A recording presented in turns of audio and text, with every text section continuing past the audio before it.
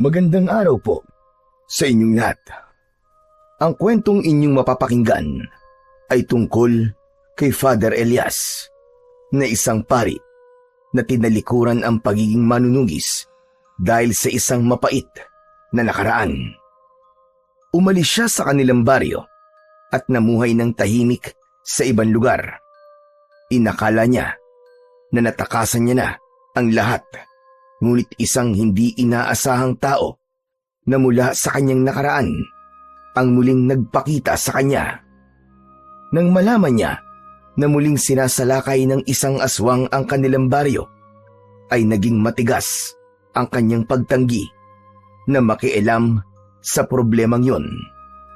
Ngunit ano ang bagay na malalaman ni Father Elias para magdalawang isip siya sa desisyon niyang bumalik sa pagiging isang manunugis? At ano ang lihim na kanilang matutuklasan sa totoong dahilan ng pagbabalik ng lagim sa kanilang baryo?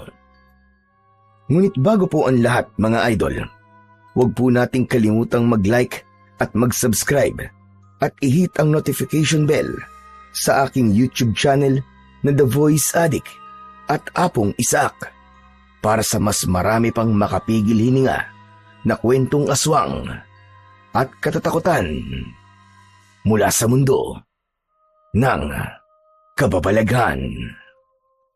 Umpisahan na po natin ang kwento. Father Elias! Father Elias! May bisita po kayo. Naroon po siya sa sala dito sa kumbento. Boyet, ikaw talaga? Hindi ba ilang beses ko nang sinabi sa'yo na kapag nakikita mo ako nagdadasal, ay huwag mo akong aabalahin? Ilang beses ko bang dapat na ipaalala yan sa'yo? Alam ko naman po yun, Father eh. Opo, paulit-ulit niyo na po akong sinabihan na kapag nagdadasal kayo, ay huwag kayong kakausapin o gagambalain kahit may sunog pa o kaya lindol. Pero yung taong naghahanap po sa inyo, Father, parang mas matindi pa po siya sa sunog at lindol eh. Nang sabihin ko po sa kanya na hindi po kayo maaaring kausapin, aba nagwala po. Tapos nagbantang manggugulo kapag hindi po kagad kita naiharap sa kanya. Teka, sandali nga lang. Ano ba sinasabi mo? Sino ba naghahanap sa akin at natataranta ka ng ganyan? Ang totoo po niyan eh. Ngayon ko lang po siya nakita, Father. Basta isa pong matandang lalaki. Crispin daw po ang pangalan niya. Crispin? Si Mang Crispin? Kilala niyo po ba siya, Father? Dito ka lang muna sa kwarto ko, Boyet. Huwag kang lalabas hanggat hindi ko sinasabi sa'yo. Po, pero Father, naglalaro po kami ng mga kalaro ko sa labas ng tumbang preso eh. 14 anyos ka na pero naglalaro ka pa ng larong pambata? Pambihira ka. Saka 6:00 na, kaya tama na ang paglalaro. Dito ka lang muna. Ikaw na magtapos ng dinadasal ko. Paano po kapag natapos ko na po ang dinadasal niyo, Father? Pwede na po ba akong lumabas at makipaglaro? Hindi, Boyet. Ulitin mo ang dasal hanggang sa balikan kita dito. Sige na. Simulan mo na ang pagdadasal, Boyet. Father naman eh. Minsan hindi ko rin maintindihan ng trip niyo sa buhay eh. Boyet, sundin mo na lang ang sinasabi ko at huwag ka ng maraming tanong. Sige na. Kailangan ko nang harapin ang aking bisita. Dito ka lang, Boyet, ha? Huwag kang lalabas dahil magagalit talaga ako sa'yo. Opo, Father. Takot ko lang po sa inyo. Matapos yun, ay lumabas na si Father Elias sa kanyang silid. Iniwanan niya roon si Boyet at isinara niya ang pinto. Habang pababa siya sa sala ng kumbento, ay bigla siyang nilukob ng pagtataka at kaba. Isang Crispin lamang ang kilala ni Father Elias at yun ay si Mang Crispin na isang kilalang albularyo sa baryo kung saan siya isinilang at lumaki. Ang baryong matagal niya nang kinalimutan dahil sa masalimuot na pangyayaring naranasan niya roon. Mahigit 10 taon ng pare si Father Elias sa lugar kung saan siya kasalukuyang naninirahan. Doon ay tahimik ang kanyang buhay at iginagalang siya ng lahat. Ramdam niya ang pagmamahal ng mga tao sa kanya. At yun ay dahil sa pagpapakita niya rin ng pagmamahal sa lahat. Kabaligtaran yun ng naging buhay niya sa baryo kung saan siya nagmula. Nang makarating si Father Elias sa sala ng kumbento, ay isang matandang lalaki na may suot na salakot ang nakita niya.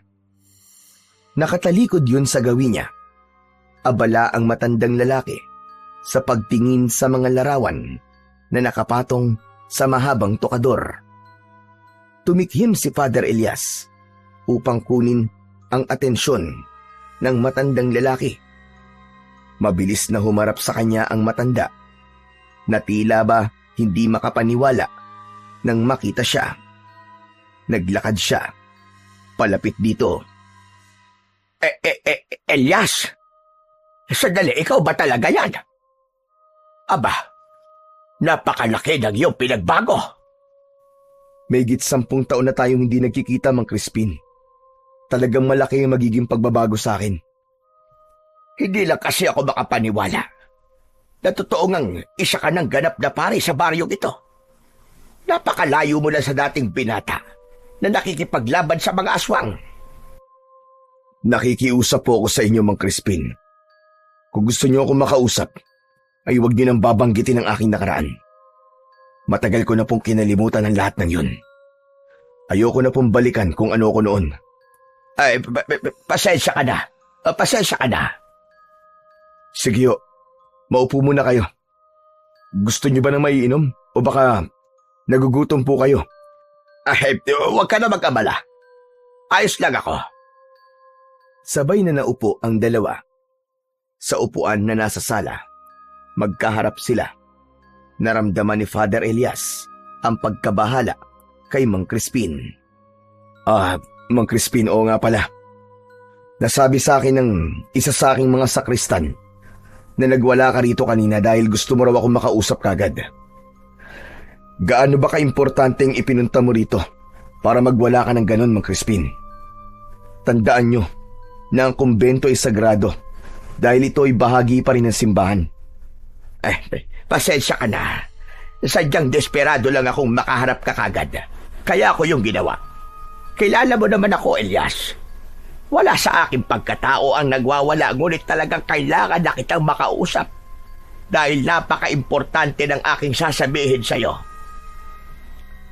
Sabihin niyo na po ang kailangan niyo sabihin upang tayo'y matapos na rito. Kailangan ko rin pong ipagpatuloy ang aking pagdadasal na naputol dahil po sa pagdating niyo. Sandaling natigilan si Mang Crispin. Huminga ito ng malalim. Halata ang tensyon na nararamdaman ng matandang lalaki dahil sa bahagyang panginginig ng mga kamay nito. Diretsyong tumingin ang matanda sa mga mata ni Father Elias bago ito muling nagsalita. Elias, kailangan na baryo natin ang tulong mo. May isang napakalakas na aswang ang ngayon ay nanggugulo sa ating baryo.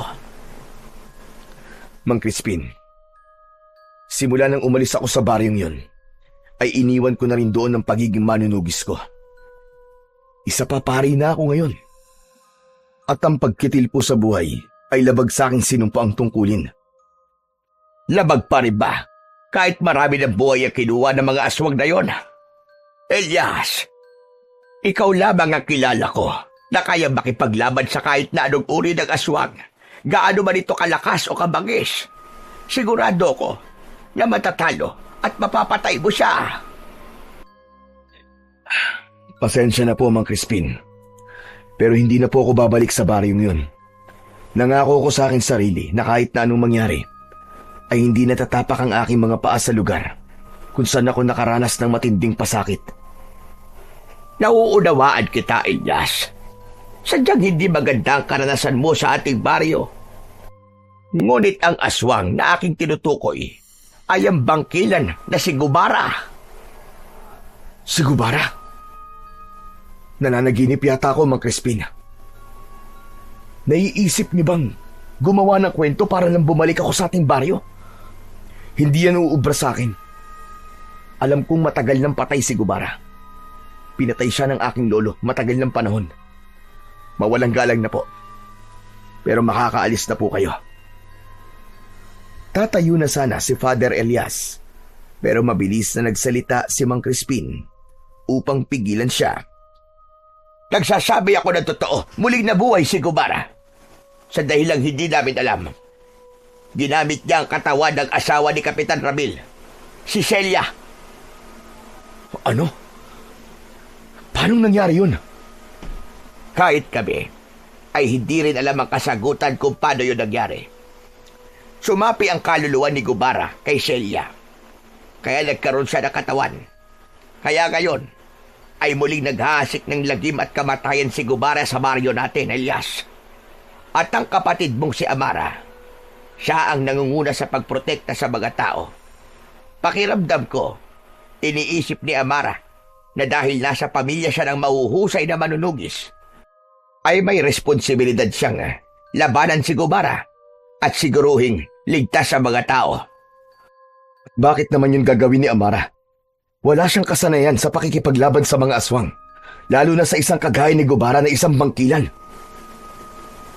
Masyadong matapang ang kapatid mo na yon, Elias. Hindi na ako nagtataka dahil magkadugo kayo. Kaya kung ayaw mo mapahamak ang nag-iisa mong kapatid, ay babalik ka sa ating baryo para tuluyang wakasan si Gubara. Sandaling nag-isip si Father Elias.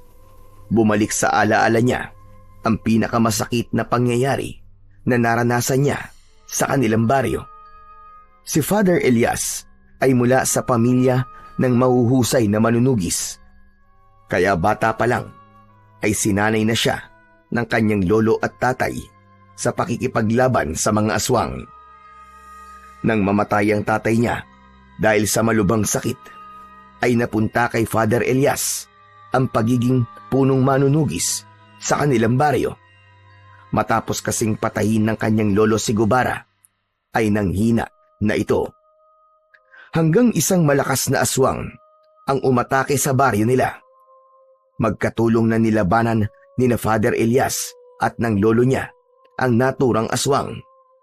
Kahit nakita ng mga tao na nahihirapan at sugatan na sila, ay wala man lang tumulong sa kanila ni isa. Kahit anong pakiusap ang ginawa ni Father Elias noon, ay tila bingi ang mga tao. Napatay man ni Father Elias ang aswang, ay napatay din ng aswang ang lolo niya. Naputol ang pagbabalik tanaw ni Father Elias nang muling nagsalita si Mang Crispin. Alam kong malaki ang tampo mo sa ating baryo. Pero Elias, kailangan talaga namin ang tulog mo. Masyadong malakas si Gubara. Hindi namin siya kaya. Kahit pa lahat ng tao sa ating baryo ay magtulong-tulong. Kahit wag mo na itong gawin para sa ating baryo, gawin mo na lang ito para sa kapatid mo si Amara. Alam kong wala siyang kasanayan sa pakikipaglaban sa mga aswang. Baka dumating ang panahon na maging siya ay mapahamak. Talagang ginamit niyo pang pangalan ng kapatid ko para lang pagbigyan ko ang inyong gusto. Pero pasensya na talaga, Mang Crispin. Matagal ko nang tinalikuran ng pagiging manunugis. Nakatuon na ako ngayon sa paglilingkod sa Panginoon. Kaya sige na, Mang Crispin. Makakaalis na ho kayo. Maraming salamat po sa inyong pagbisita. Masaya po ako na makalipas ang napakahabang panahon ay nakakita ako ng isang pamilyar na muka. Hindi na ba talaga magbabago ang isip mo, Elias? Ano kailangan kong gawin para pumayag ka na labanan si Gubara? Gusto mo ba na lumuhod pa ako sa iyong harapan? Hindi mo na kailangan gawin yan, Mang Crispin. Walang bagay ang kayang baguhin ang aking desisyon. Ang gawin nyo ay pagtibayin nyo ang inyong pagbabantay. Himukin nyo ang mga tao sa baryo nyo, lalo na ang mga kalalakihan na makipaglaban. Pasensya na po talaga. Pero may mga bagay pa akong dapat na gawin. Tila naramdaman ni Mang Crispin ang pagiging buo ng desisyon ni Father Elias. Kaya tumayo na ito. Nagpasalamat ito kay Father Elias bago ito tuluyang umalis. Nanatiling nakatayo si Father Elias sa gitna ng sala. Mabilis ang tibok ng puso niya. Hindi pa rin siya makapaniwala kung paanong nabuhay si Gubara sa katawan ng ibang tao. Aminado siya na may parte pa rin ng puso niya na nagsasabing kailangan niyang bumalik sa kanilang baryo.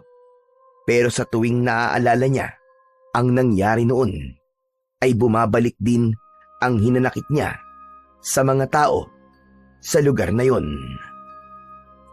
Alam ni Father Elias na mali ang magkaroon ng hinanakit.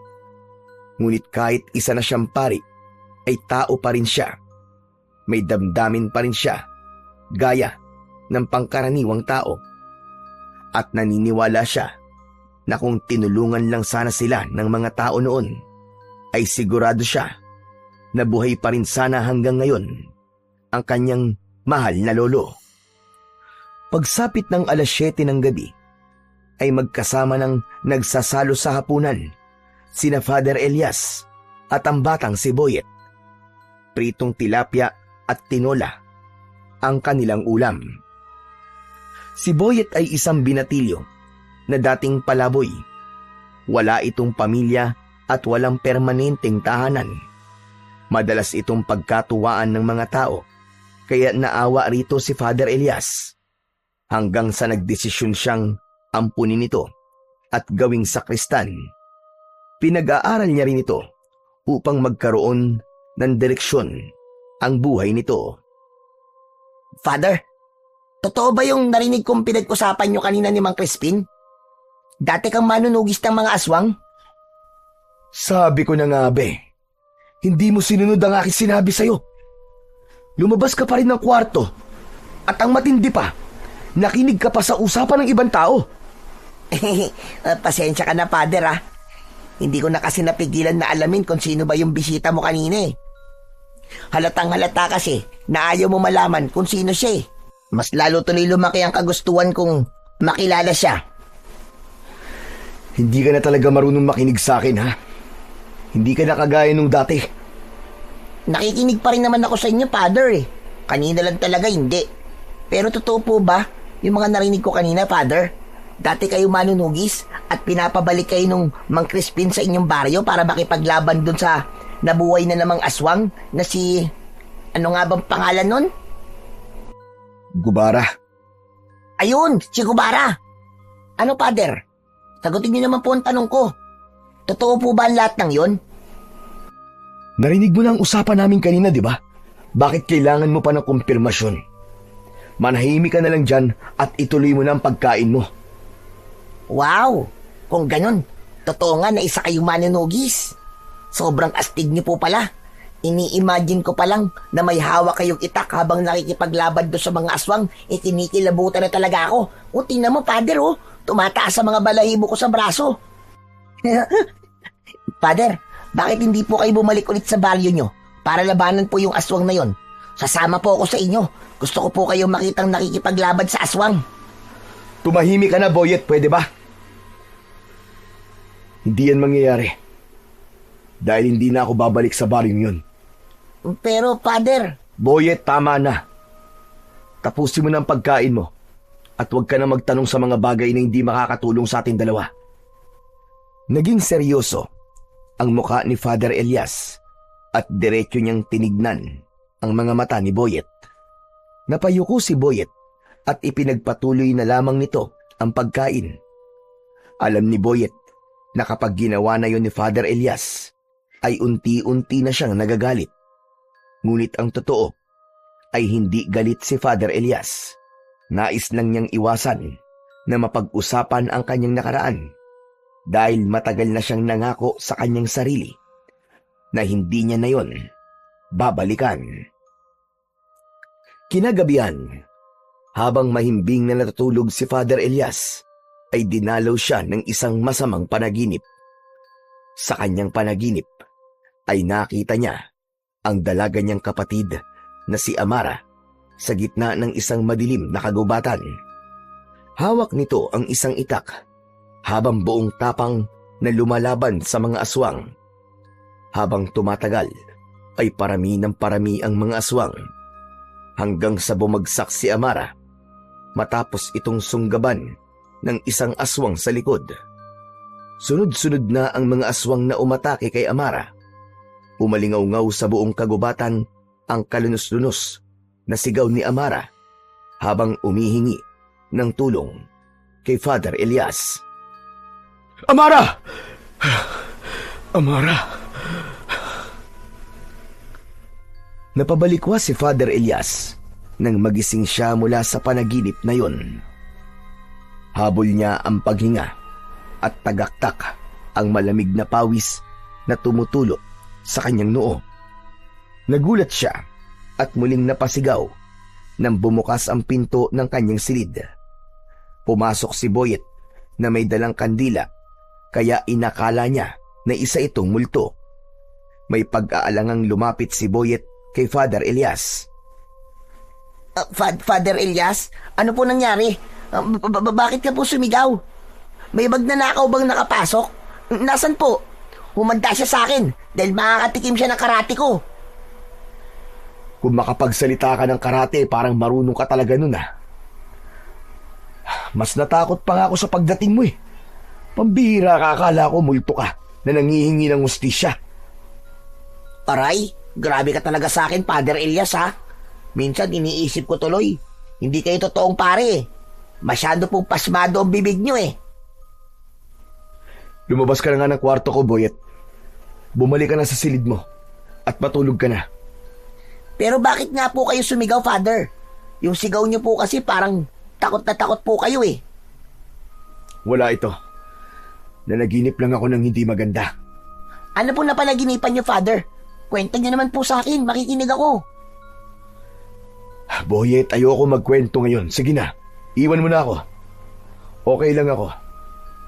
Sure po ba kayo, Father? Oo, huwag ka nang makulit, Boyet. Lumabas na si Boyet ng kwarto ni Father Elias.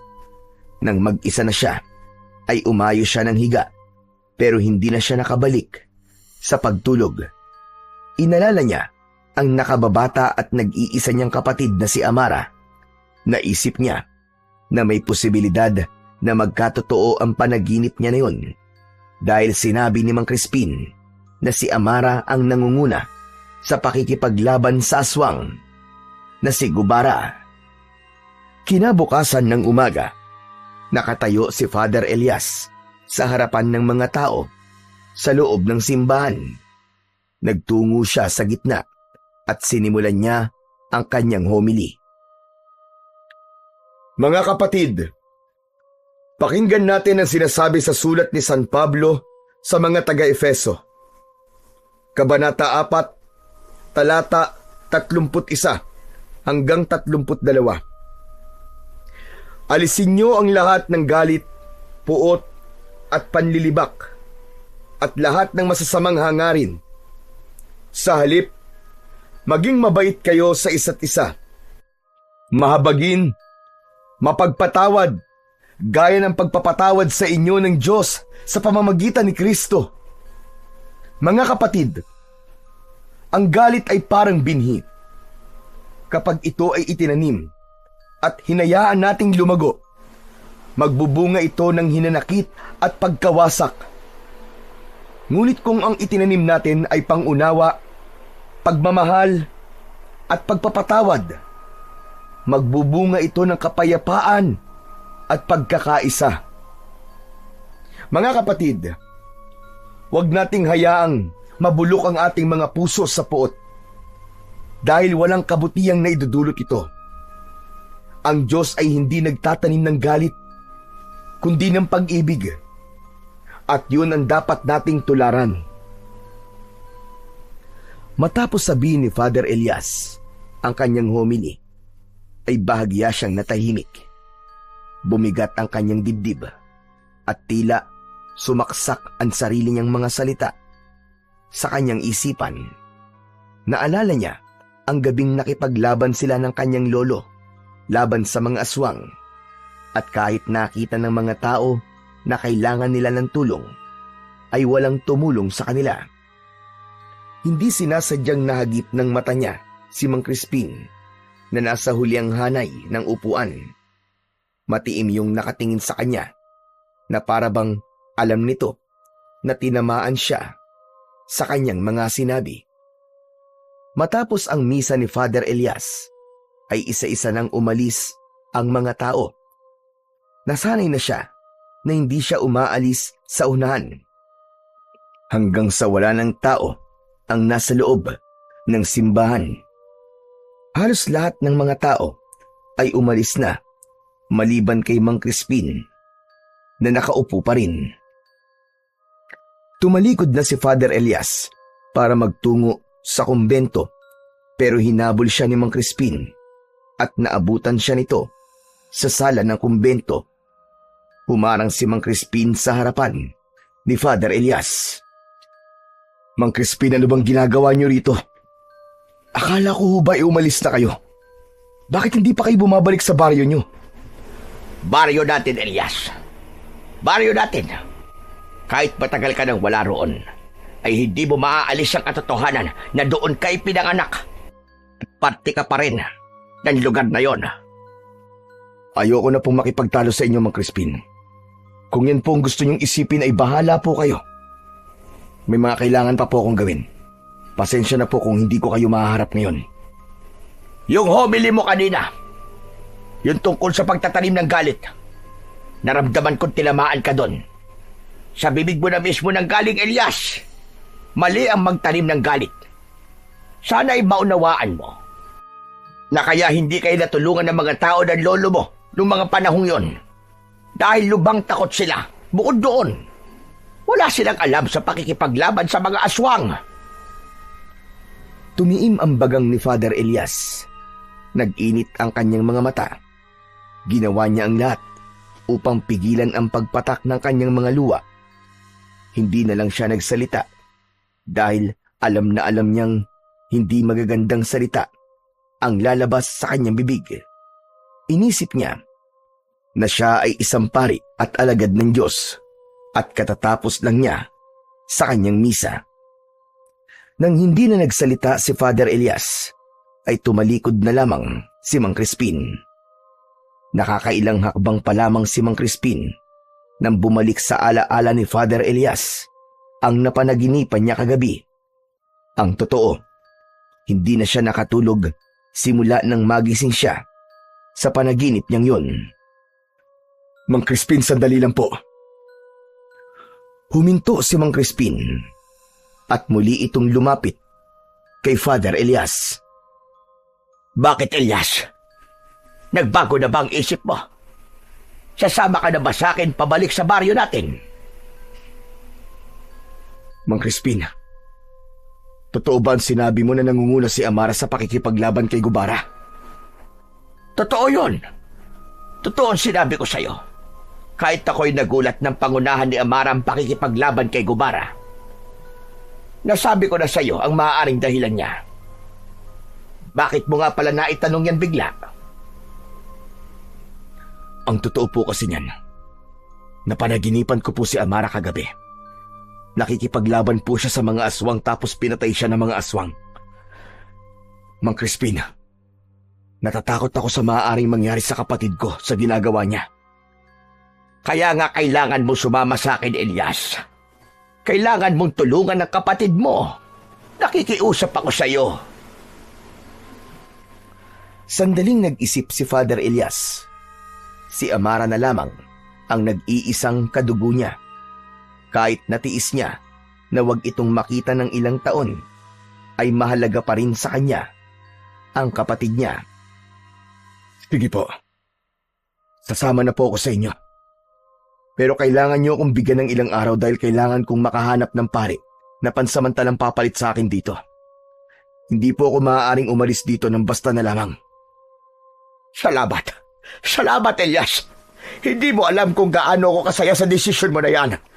Huwag ka mag-alala. Dahil hihintayin kita. Sabay tayong babalik sa baryo natin at sigurado ko na ikaw ang tatapos sa kasamaan ni Gubara. Gaya ng ginawa ng iyong lolo noon. Tumango na lamang si Father Elias bilang tugon. Pero sa loob ng utak niya ay may ibang bagay siyang nais gawin. Kaya gusto niyang bumalik sa kanilang baryo.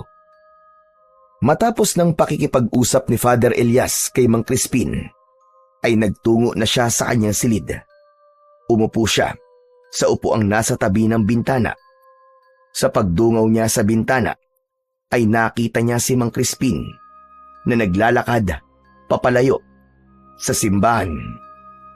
Nagulat si Father Elias sa biglang pagpasok ni Boyet.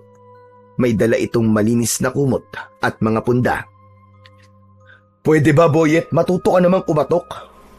Kung may sakit ako sa puso, aba, matagal na akong inatake sa puso ng dahil sa'yo." Hehe, bawasan mo kasi ang pagkakape, Father. Nagiging masyado ka nang magugulatin eh. Nandito po ako para palitan po ng punda ang mga unan nyo. Saka papalitan ko na rin po ang kumot nyo. Okay, sige. Gawin mo lang dapat mong gawin at pagkatapos ay lumabas ka na. Muling itinuon ni Father Elias ang kanyang mga mata sa labas ng bintana habang si Boyet naman ay nagsimula na sa pagpapalit ng punda ng mga unan. Kailan po pala kayo aalis para sumama kay Mang Crispin, Father? Siguro baka sa Miyerkules. Kailangan ko lang makasiguro na may papalit sa akin dito. Teka, paano mo nalaman na aalis ako? Nakausap mo ba si Mang Crispin at siya nagsabi sa'yo? Hindi po. Narinig ko po ang pinag-uusapan nyo kanina ni Mang Crispin. Hindi ba't ang sabi ko sa'yo hindi ka dapat nakikinig sa usapan ng ibang tao? Teka, bago ka magalit, Father, gusto ko lang pong sabihin sa inyo na hindi ko sinasadyang marinig ang pag-uusap niyo ni Mang Crispin. Dadalhin ko na po kasi sana yung mga ginagamit nyo sa misa sa storage room. Tapos, doon ko na po narinig ang pinag-uusapan nyo. Hindi ko po yung sinasadya, maniwala po kayo. Kahit na, Boyet. Dapat ay umalis ka na lang para hindi mo narinig ang pinag-uusapan namin. Pero Father, babalikan na po ba talaga sa baryo nyo? Ibig sabihin makikipaglaban ka na po ulit sa mga aswang? Babalik ako sa lugar na yung, Boyet. Pero hindi ako makikipaglaban sa mga aswang. Pero, yun ang narinig ko sinabi ni Mang Crispin, Father Yun ang sinabi niya. Pero hindi ko sinabing ganun ang gagawin ko. Kaya ako babalik sa baryong yun. Babalik ako ron para kunin ang kapatid ko na nakikipaglaban sa aswang. Dadaling ko siya rito para makasigurado ko na ligtas siya. Pero Father Elias, para pong pinaasa niyo lang po si Mang Crispin kung ganon. Ang akala niya po kasi, kaya kasasama sa kanya dahil makikipaglaban ka ron kay Gubara. Hindi po ba kayo mismo nagsabi sa akin na masama po magsinungaling? Alam ko, Boyet. Alam kong mali ang magsinungaling. Pero alam ko rin na mapapatawad ako ng Diyos sa ginawa ko dahil maganda ang aking intensyon. Okay po, sabi niyo Pero, pwede po ba akong sumama sa inyo, Father? Para po makapagbakasyon ako kahit sandali lang. Palagi na lang po kasi ako nandito sa simbahan Wala naman po akong ibang lugar na napupuntahan. Hindi bakasyon ang ipupunta ko ron, Boyet. Dito ka lang. Wala ka rin namang maitutulong sa akin doon. Aba, pwede po ako magdala ng mga dadali nyo. Pwede niyo po akong utusan kung kinakailangan. Saka, hindi po ako sanay na malayo sa inyo, Father Sige na po, isama niyo na po ako. Mamimiss ko po kayo Panigurado na magiging masaya ako kapag sumama ako sa inyo. Ay, nako. Sige na. Oo na, payag na ako na sumama ka sa akin. Pero tandaan mo na ayoko magpapasaway ka ron, ha? Hindi ka pwedeng mawala sa paningin ko at lahat ng sasabihin ko ay kailangan mo sundin. Nagkakaintindihan ba tayo? Yun lang po pala Yakang-yaka ko pong gawin yun. Bahagyang napangiti si Father Elias sa kasiyahan na ipinakita ni Boyet. Kahit makulit si Boyet at madalas itong nagpapasaway, ay mahalaga pa rin ito sa kanya. Parang anak na ang turing niya rito at wala siyang ibang nais kundi ang ikabubuti at kasiyahan nito. At kung ang pagsama nito sa kanya sa baryo kung saan siya magtutungo ay magpapasaya rito, ay handa siyang isama ito roon. Agad na nagtungo at nakipag-usap si Father Elias sa kanilang obispo upang humingi ng pahintulot para makapagbakasyon siya ng 1 linggo. Ipinaliwanag niya na may kamag-anak siyang namatay at humingi siya ng tulong dito na magpadala ng pansamantalang kapalit na pari sa kanyang parokya. Ilang araw ding naghintay si Father Elias bago dumating ang itinalagang pari na pansamantalang hahalili sa kanya upang magpatuloy ng mga misa at gawain sa simbahan. Nang matiyak niyang maayos na ang lahat at walang maiiwang responsibilidad na nakabinbin, ay nakahinga na siya ng maluwag at inihanda na niya ang sarili para sa nalalapit niyang pagbabalik sa kanilang baryo. Isang gabi, abala si Father Elias sa pag-iempake ng mga gamit na dadalhin niya sa pag-alis nila mamayang madaling araw. Huli niyang inilagay sa kanyang traveling bag ang Biblia at rosaryo. Matapos niyang mag-empake, ay may kumatok sa pinto ng kanyang kwarto. Bumukas yun at pumasok si Boyet. Father Elias, tapos na po ako mag-empake. Hindi ko na po dinamihan ang dinala kong damit kasi ang sabi niyo po, ilang araw lang naman tayo ron. Oo, Boyet. Basta makumbinsi ko ang kapatid ko na sumama sa atin, babalik na agad tayo rito. Pero Father, sigurado po ba kayo na sasama po sa atin ang kapatid nyo? Hindi po ba siya po ang nangunguna sa pakikipaglaban sa aswang sa baryo nyo? Mas matanda ko sa kanya at naniniwala ako na makikinig siya sa akin. Alam kong alam niya na gagawin ko to dahil ayoko mapahamak siya. Eh si Mang Crispin, Father? Anong tungkol kay Mang Crispin, Boyet? Hindi po ba kayo inuusig ng konsensya nyo? Kasi nagsisinungaling po kayo sa kanya. Asang-asa pa naman siya sa inyo na makikipaglaban kayo ron kay Gubara. Kawawa naman siya, Father. Mas kawawa ang kapatid ko, Boyet, kapag namatay siya sa kalaban niyang aswang. Talagang patay kagad, Father? Hindi pa pwedeng mapahamak muna? Alam mo, ikaw na bata ka, ang dami mo talagang alam. Sige na, matulog ka na. At maaga pa tayong aalis mamayang madaling araw. Kapag ikaw hindi nagising, iiwan talaga kita. Grabe ka talaga, Father. Matutulog na nga po ako eh. Huwag niyo po akong iiwan, ha? Nagmamadaling umalis si Boyet para magtungo na sa kwarto nito. Nang mag-isa na muli si Father Elias, ay siniguro niya na wala na siyang nakalimutang ilagay sa kanyang bag bago siya natulog. Pagsapit ng madaling araw, ay lumabas na ng kumbento sina Father Elias at Boyet. Bit-bit nila ang kani-kanilang bag. Sinalubong sila ni Mang Crispin sa labas ng simbahan. Mula roon ay sumakay sila ng tricycle na nagatid sa kanila sa istasyon ng bus. Sumakay sila ng bus at nang napuno na yon ng pasahero, ay umandar na yon. Magkatabi sina Father Elias at Mang Crispin habang si Boyet ay nasa kanilang likuran. Habang nakamasid si Father Elias sa labas ng bintana, ay naririnig niya ang boses ni Mang Crispin. Sa totoo lang, suntok sa buwan ang pagpunta ko sa inyo, Elias. Hindi ako sigurado kung sasama ka sa akin o hindi. Kaya napakasaya ko ngayon dahil kasama na kitang babalik sa ating baryo. Hindi mo alam kung gaano kalaki ang tulong na magagawa mo sa aming lahat, lalo na't ikaw lamang ang kilala kong may kakayahan na makipaglaban sa kagaya ni Gubara. Maging ako, Mang Crispin, ay hindi makapaniwala na sasama ako sa inyo. Ngunit huwag niyong isipin na ito ay gagawin ko para sa mga tao sa baryong yun. Ayoko lang may mangyaring masama sa aking kapatid na si Amara. Siya na lamang ang natitira kong kadugo. At para sa isang babae, ay hindi siya ang dapat nangunguna sa pakikipaglaban kay Gubara. Ang bagay na yun ay gawain ng isang lalaki. Sadyang nasa dugo ni Amara ang pagiging manunugis.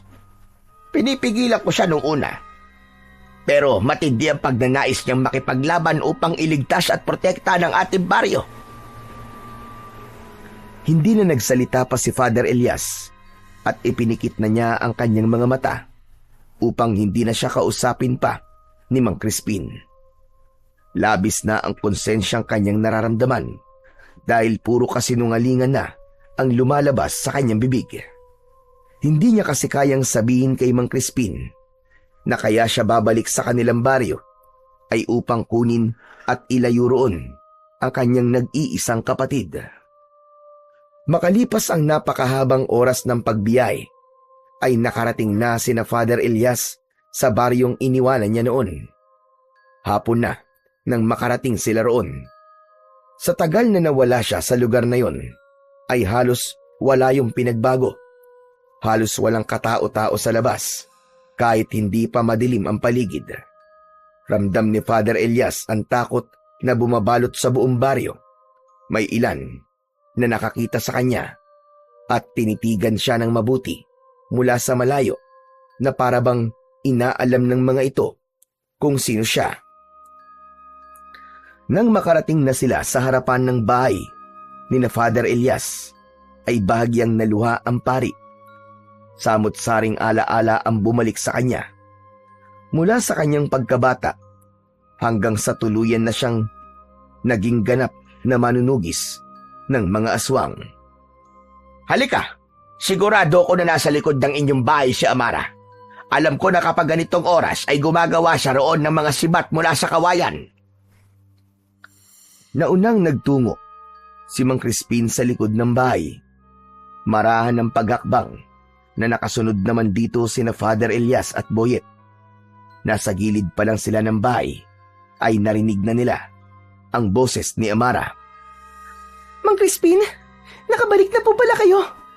Kumusta po ang lakad nyo? Kasama niyo na po ba si Kuya Elias? Nakarating na si Father Elias sa likod ng bahay. Naroon si Amara na may hawak na kawayan at itak. Tuluyan nang pumatak ang luha ni Father Elias nang malaman na dalagang-dalaga na ang kanyang kapatid. Malayo na yon sa dalagitang si Amara nang umalis siya sa baryong yun. Naluluwang lumapit si Amara kay Father Elias. Hindi makapaniwalang tinignan siya nito. Kuya, ikaw na ba talaga yan? Kuya Elias? Ako nga, Amara. Bagay na bagay pala talaga sa'yo maging pari, kuya. Bagay sa'yo ang suot mong abito. Totoo nga sinabi mo sa akin bago ka umalis na magiging pari ka dahil mas gusto mo ang tahimik na buhay.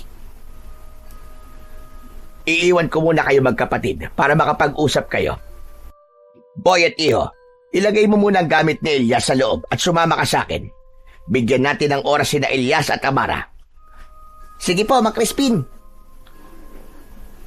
Nang makaalis na si Mang Crispin at Boyet, ay mahigpit na yumakap si Amara kay Father Elias. Gumanti naman si Father Elias ng yakap sa kanyang kapatid. Matapos nilang magyakap, ay kapwa sila. Luhaan. Sobrang saya ko, kuya. Kasi nandito ka na ulit sa baryo natin.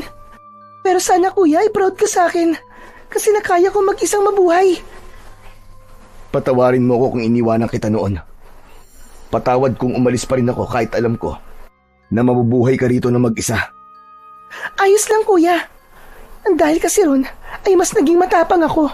Natuto ko mabuhay nang hindi pa laging nakadepende sa ibang tao. Kaya nga sobra kitang ipinagmamalaki, Amara. Napakalayo mo na sa matatakuting dalagitan na kahit sa kidlat at kulog ay nagtatago. Naalala mo pa talaga yun, kuya. Pero maiba ko. Siguro naman, kuya, ay nasabi na sa'yo ni Mang Crispin ang nangyayari rito sa ating baryo. Si Gubara, yung malakas na bangkilan, nabuhay ulit siya. Hindi namin alam kung paano bumangon ang kanyang espiritu at sumanib yun sa asawa ni Kapitan. Kaya ngayon, may katawan na ulit siya at nag-aasik siya ng lagim dito sa ating baryo. Nakapagtataka nga ang bagay na yan. Hindi ko alam na kaya palang sumanib ng kaluluwa ng isang aswang upang magkaroon ito ng panibagong katawan. Kahit nga si Mang Crispin ay hindi rin alam ang kasagutan sa misteryong yan. Pero kuya, kaya ka ba bumalik dito ay dahil tutulungan mo kaming labanan si Gubara? Sa totoo lang, nahihirapan na kaming labanan si Gubara, kuya. Lalo na at wala namang kasanayan sa pakikipaglaban sa mga aswang ang mga tao rito. Ang pamilya lang natin ang may kaalaman pagdating sa ganung bagay. Amara, may itatanong pala ako sa'yo. Totoo ba ang sinabi ni Mang Crispin na ikaw ang nangunguna sa pakikipaglaban kay Gubara? Oo kuya, totoo yun. Nung unang beses kasing sumalaki si Gubara, ay walang kahit isang nakipaglaban sa kanya. Lahat kami nagtago. Doon ko naisip na kailangan kong tumindig at pangunahan ng pakikipaglaban dahil ang pamilya natin ay mula sa lahing mga manunugis. Kailangan na may isang magsimula upang sumunod ang marami. Ngunit nakakalimutan mo bang ikaw ay isang babae? Ang pakikipaglaban sa mga aswang ay gawain lamang ng isang lalaki. Hindi ko iniisip kung ano ang aking kasarian, kuya. Ang tanging nasa isip ko ay ang maprotektahan ng baryo natin laban sa hayop na gubarang yon. Nakalimutan mo na rin yata na namatay si Lolo dahil hindi kami tinulungan ng mga tao sa pakikipaglaban namin sa isang aswang. Ano't nais mo pa rin protektahan ng mga tao sa lugar na to? Dahil mahal sila ni Lolo. Mahal ni Lolo ang mga tao sa baryo natin, kuya. Alam ko na namatay si Lolo na masaya dahil sa kahuli-hulihan niyang hininga ay nagawa niya ang gusto niya at nakakapagpasaya sa kanya. At yun ay ang protektahan ng baryong ito. Biglang natahimik si Father Elias sa sinabing yun ng kanyang nakababatang kapatid na si Amara. Pakiramdam niya tuloy kahit isa siyang pari ay napakasama niya dahil mas mapagtanim siya ng sama ng loob kumpara sa kanyang nakababatang kapatid. Oo nga pala, Amara. Hindi ako naparito para makipaglaban kay Gubara. Nang malaman ko mula kay Mang Crispin na ikaw ang nangunguna sa pakikipaglaban sa aswang na yon, ay labis ako nag-alala sa'yo. Ano? Pero teka, kuya. Ano ang totoong dahilan mo? Bakit ka nandito ngayon? Dahil sa'yo, Amara. Hindi ko gustong ginagawa mong pakikipaglaban sa mga aswang. Nandito ako para sunduin ka. Isasama kita sa baryo kung saan ako nakatira ngayon. Mas ligtas ka ron at kapag naroon ka, ay mas magiging kampante ako. Pasensya na, kuya. Pero hindi ako aalis sa baryong to. Lalo na ngayon nandito na naman si Gubara. Kung makikita mo lang ang takot ng mga tao sa tuwing umaatake si Gubara, kuya, baka hindi ka na umalis dito. Baka hindi ka na umalis hanggat hindi mo napapatay ang Gubara na yon. Sa ganitong sitwasyon, hindi masamang isipin mo ang sarili mo. Sige na, mag-impake ka na at aalis na tayo ngayon din. Pasensya na, kuya. Hindi ako aalis dito. Hindi ko iiwan ng mga tao na nasa isang sitwasyon na hindi nila alam ang kanilang gagawin. Hindi matututo ang mga tao rito kung palagi mo silang tutulungan. Hindi mo ako naiintindihan, kuya. Nung umalis ka at iniwan mo ako mag-isa, ang mga tao rito ang tumulong sa akin. Takot na takot ako nung una. Pero sina Aling Clara, sina Ate Sonia at kung sino-sino pa, sila ang sumama sa akin sa bahay natin, lalo na sa gabi. Binibigyan nila ako ng pagkain araw-araw dahil alam nilang wala akong trabaho. Kung hindi dahil sa kanila, malamang ay ginusto ko na lang na sumunod kay Lolo sa kabilang buhay. Kaya itong ginagawa kong ito ay pagbawi ko sa kabutihan nila sa akin, kuya. Hindi man nakikipaglaban sa mga aswang ang karamihan sa mga tao rito, pero bumabawi naman sila sa ibang bagay. Yan sana ang gusto kong maintindihan mo, kuya. Nararapat nang nilang gawin ang lahat ng yun sa'yo, Amara. Napakalaki ng naitulong ni na tatay at lolo sa mga tao rito nung buhay pa sila. Buong buhay nila ay inilaan nila para protektahan ng baryong to mula sa mga aswang. Kahit na, kuya. Pasensya ka na talaga. Pero hindi ako sasama sa'yo sa baryong sinasabi mo. Dito lang ako. Kaya kung hindi ka naman pala makikipaglaban kay Gubara at narito ka lamang para sunduin ako, ay mas makabubuti pang umalis ka na lang. Amara, para rin sa'yo ang pag-alis natin dito. Hindi ka sinanay para makipaglaban sa mga aswang. Natatakot ako na baka may kung anong mangyari sa'yo kapag itinuloy mo ang ginagawa mo na yan. Kaya bilang nakatatandang kapatid mo, bilang kuya mo, inuutusan kitang sumama sa akin sa pag-alis ko. Pasensya na talaga, kuya. Pero buo na ang pasya ko. Dito lang ako. Poprotektahan ko ang mga tao rito mula kay Gubara. Hanggang mapatay ko na siya at bumalik na ang kapayapaan dito. Kung ganun, hindi ako aalis dito hanggat hindi ka sumasama sa akin. Mas maganda yun, kuya. Panigurado na habang buhay ka nang maninirahan dito. Dahil sa sinabi mo na yan. Nagtama ang mga mata ni na Father Elias at Amara. Nakita ni Father Elias na seryoso si Amara at tila ipinaramdam nito na wala itong dahilan para lisanin ang lugar na yon. Ngunit nangako si Father Elias sa kanyang sarili na hindi siya aalis sa baryong yun nang hindi niya kasama ang kanyang nag-iisang kapatid. Patapos kausapin ni Father Elias si Amara, ay pumasok na siya sa kanilang bahay. Ang plano niya ay magpahinga na sapagkat naramdaman niya ang pagod mula sa napakahabang biyahe nila kanina.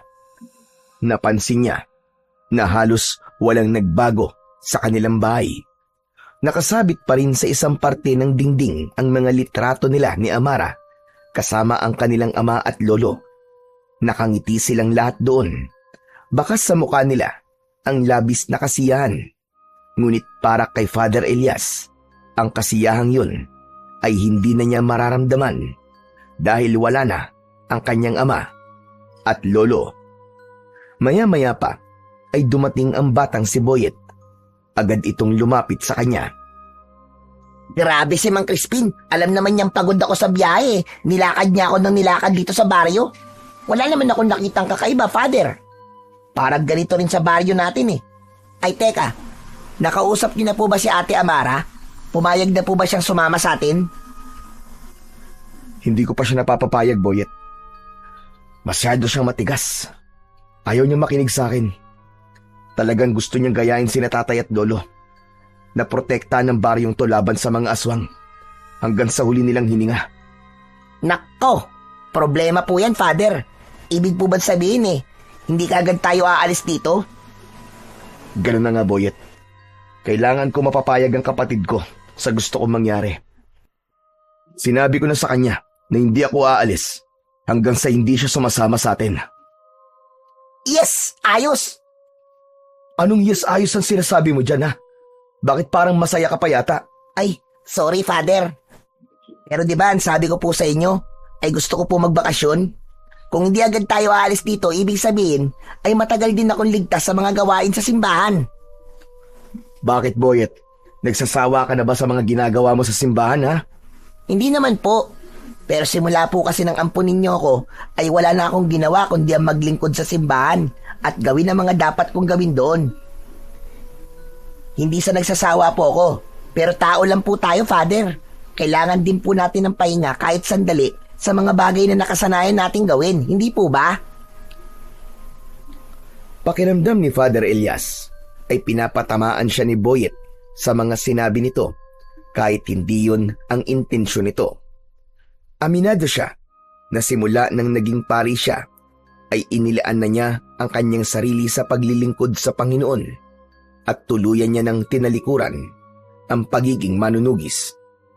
Ngunit kahit ano pa ang sabihin ni Boyet o ng ibang mga tao, para sa kanya ay wala na siyang dahilan para bumalik sa pakikipaglaban sa mga aswang.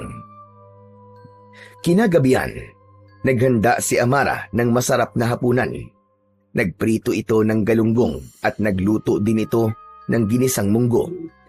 Naging magana ang pagkain ni na Father Elias at Boyet. Ang galing mo palang magluto, Ate Amara. Napakalayo ng luto mo sa luto ni Father Elias. Bakit? Ano bang klaseng luto ang ginagawa ni Kuya? Nako, ayoko na lang magsalita at baka masaktan pa si Father Elias eh. Ibig sabihin, hindi ka talaga nasasarapan sa mga niluluto ko, Boyet? Hindi ba kapag nagluluto ko, ay palagi mo sinasabi na masarap? Wala naman kasi akong choice, Father eh. Ikaw lang naman kasi ang nagluluto para sa atin sa simbahan. Hayaan mo, kapag sumama sa atin si Amara, ay palagi na masarap ang kakainin natin sa simbahan. Biglang naubo si Amara sa sinabing yun ni Father Elias. Oh, ayos ka lang ba, Amara? Nasamid ka ba? Uminom ka muna ng tubig. Nabigla lang ako sa sinabi mo, kuya. Akala ko kasi nakapag-usap na tayo kanina at malinaw na sa'yo na hindi ako sasama sa'yo. Malinaw din ang sinabi ko. Hindi ako aalis dito nang hindi ka kasama. Kuya, pwede bang isang tabi muna natin ang bagay na yan? Kararating mo lang dito. Gusto ko naman na mag-usap tayo na walang tensyon na namamagitan sa ating dalawa. Gusto ko malaman ang mga nangyari sa'yo nang nakalipas na 10 taon. Yun lang ba? Eto, naging pare ako at masaya ako sa baryo kung saan ako naninilbihan. Ramdam ko ang pagmamahal ng mga tao sa akin. Napakabait kasi ni Father Elias, ate. Lahat ng lumalapit sa kanya tumihingi ng tulong, lalo na yung may mga sakit, tinutulungan niya talaga. Pero palagi ko sinasabi na ang tulong na yun ay hindi mula sa akin. Yun ay mula sa mga tao at mga grupo na nagbibigay ng donasyon sa simbahan. Ako lamang ang tagapagbahagi nun. Hindi ka pa rin pala talaga nagbabago, kuya. Alam mo ba, Boyet, kahit nung medyo bata-bata pa si kuya, ay mabait na talaga siya. Malaki ang pagmamahal niya sa mga tao rito sa aming baryo. Kaya nga, ginawa niya ang lahat para maging mahusay na manunugis. Gusto niya kasing sundan ang yapak nila tatay at lolo na tumutulong sa mga tao sa pamamagitan ng pakikipaglaban sa mga aswang. Talaga, ate? Kwentuhan niyo naman po ako nang naging pakikipaglaban ni Father Elias sa mga aswang. Amara, Boyet, tama na yan. Kumain na muna tayo at mamaya na kayo magkwentuhan. Ito talaga si Father, oh. Medyo KJ din kung minsan eh. Boyet, Sorry, Father. Sabi ko nga po, kumain na po muna tayo. napailing na lamang si Father Elias habang nakatingin kay Boyet. Ang totoo ay sinadya niyang pigilan si Amara na ikwento kay Boyet ang mga naging karanasan niya sa pakikipaglaban niya noon sa mga aswang. Ayaw niya nang marinig ang mga ganong kwento, lalo na't matagal niya nang kinalimutan ang parting yun ng kanyang nakaraan. Oras na ng pagtulog, pero hindi pa rin dinadalaw ng antok si Father Elias. Kaya habang mahimbing na natutulog si Boyet sa kanilang kwarto, ay lumabas siya at naupo sa upuang nasa harapan ng kanilang bahay. Napakatahimik ng paligid at tanging ang huni lamang ng mga kuliglig ang kanyang naririnig. Makalipas ang ilang sandali, ay lumabas din ng bahay ang kapatid niyang si Amara. Umupo ang dalaga sa tabi ni Father Elias. Alam mo, kuya, nang sabihin ni Mang Crispin na pupuntahan ka niya at kukumbinsin na bumalik dito, napakasaya ko. Sa loob kasi na mahigit 10 taon, hindi ako nawalan ng pag-asa na babalik ka rito. Pasensya ka na, Amara, kung hindi man lang kita dinadalaw dito. Alam mo naman kung ano ang aking dahilan. Pero walang araw at gabi na hindi kita isinama sa aking panalangin. Palagi kong ipinagdadasal na sana ay maayos ka sa araw-araw at palagi kanyang protektahan. Maraming salamat, kuya. Mukhang dinidinig ng Diyos ang mga dasal mo kasi hanggang ngayon ay buhay pa ako. Ngunit gusto kong sabihin sa'yo na minsan hindi sapat ang pagdarasal lang. Hindi pwedeng iasa natin palagi ang lahat sa ating Panginoon. Madalas ang mga nangyayari sa ating buhay ay bunga ng ating desisyon. Kaya alam ko na mas makabubuti kung titigil ka na sa pakikipaglaban sa mga aswang at sasama ka na sa akin. Pasensya ka na talaga, kuya. Pero kahit ilang beses mo akong pilitin, ay hindi talaga ako sasama sa'yo. Nasimulan ko na to, kaya kailangan ko itong tapusin. Isa pa, marami na ring napatay si Gubara simula na magbalik siya. Si Mang Kaloy, na matalik na kaibigan ni tatay, wala na siya. Pinatay siya ni Gubara, kuya. Pati na rin ang kababata mong sina Alex at Mario. Namatay din sila dahil kay Gubara. Magsasalita pa sana si Father Elias nang mapansin niya na biglang natigilan si Amara. Hinawakan ni Amara ang suot nitong agimat na nakasabit sa leeg nito at mariin itong pumikit. Sa pagmulat ng dalaga ay habol na nito ang paghinga. Bakit, Tamara? Ano nangyayari? Ayos ka lang ba? Si Gubara, kuya. Nandito na naman siya. Kailangan ko siyang harapin. Ano? Hindi. Dito ka lang. Hindi ka aalis, Amara. Ngunit hindi pinakinggan ni Amara si Father Elias. Nagmamadaling pumasok sa bahay si Amara at paglabas nito ay may dala na itong matalas na itak. Walang lingon-likod itong tumakbo, papalayo. Amara! Amara, bumalik ka rito! Amara!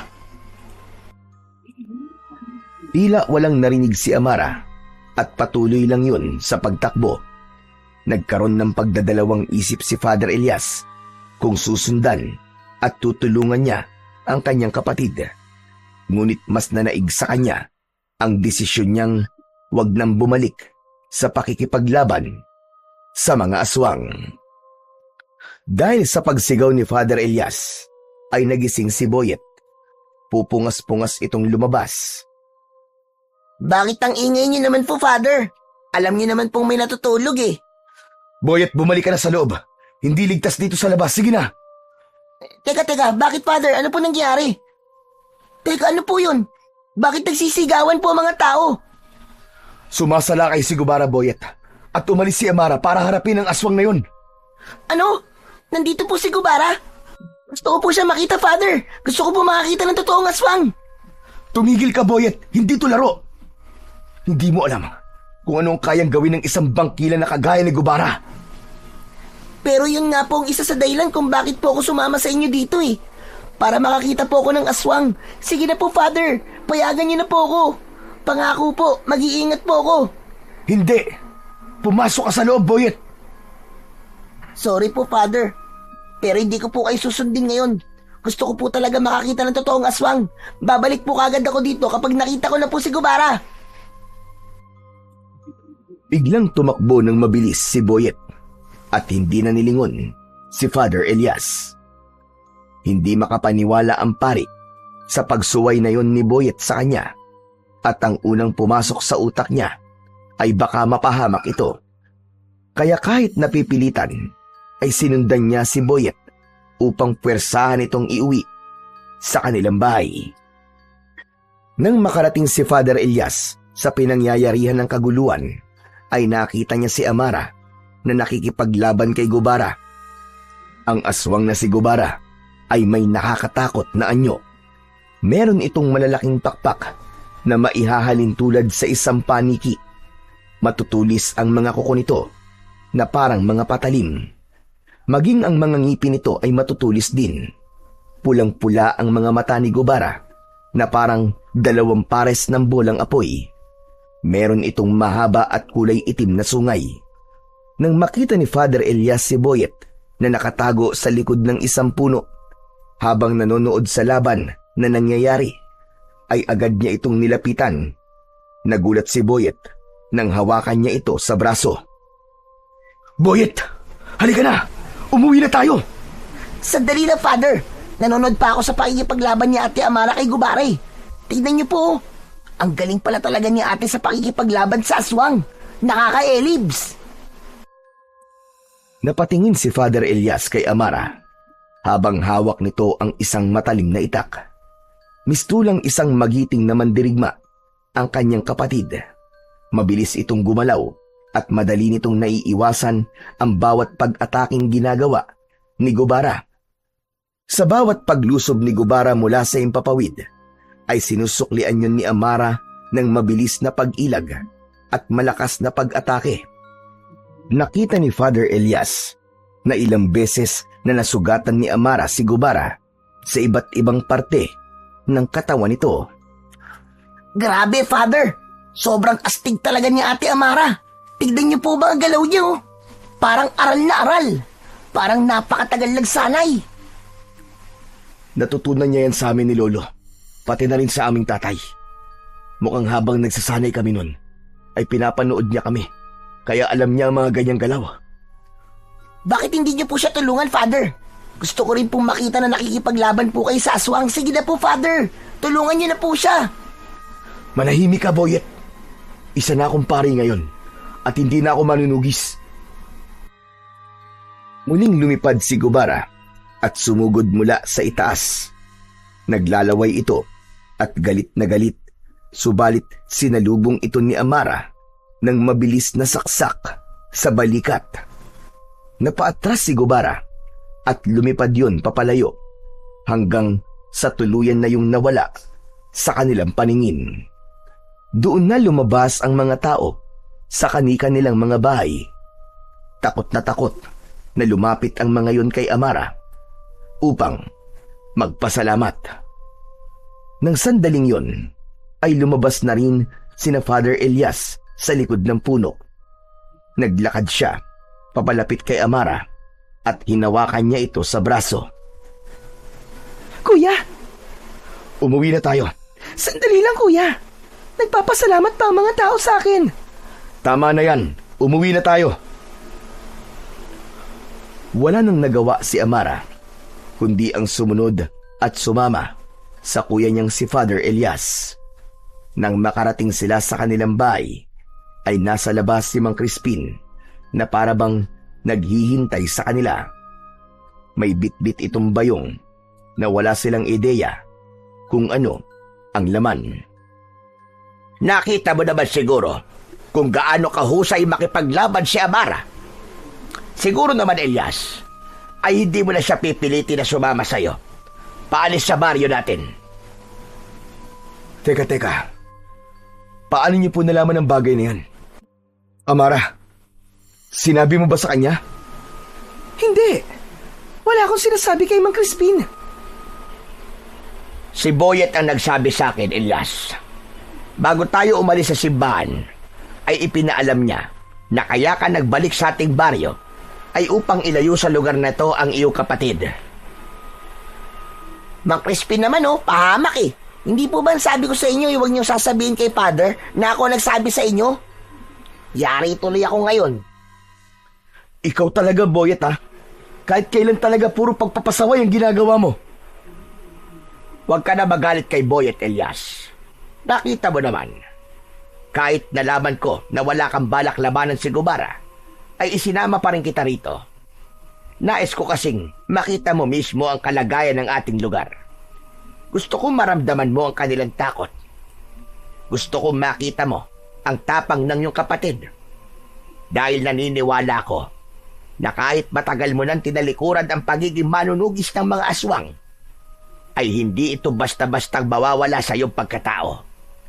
Gaya nga na sinabi ng iyong lolo noon, ang taong ipinanganak na manunugis ay mamamatay na isa pa ring manunugis. Iba ako, Mang Crispin. Iba ako. Hindi ganyan ang nakita ko kanina habang pinapanood kita habang nakikipaglaban si Amara kay Gubara. Nakita ko na gusto mo siyang tulungan at labis ang iyong pagkabanga. Huwag mong pigilan kung ano ang sinasabi ng puso mo, Elias. Maiintindihan ng Diyos kung pipiliin mong labanan at patayin ang demonyong si Gubara. Mas magiging madali ang kamatayan niya kung dalawa kayo ng kapatid mong si Amara ang makikipaglaban sa kanya. Gamitin mo ng muli ang iyong krusipiho. Mula sa bayong na hawak ni Mang Crispin, ay inilabas nito ang isang malaking krusipiho. Halos 5 dangkal niya ang haba nun. Gawa yun sa magandang uri ng metal. Napasinghap si Father Elias nang makita niya ang krusipiho. Yun ay ang kanyang kakaibang sandata laban sa mga aswang.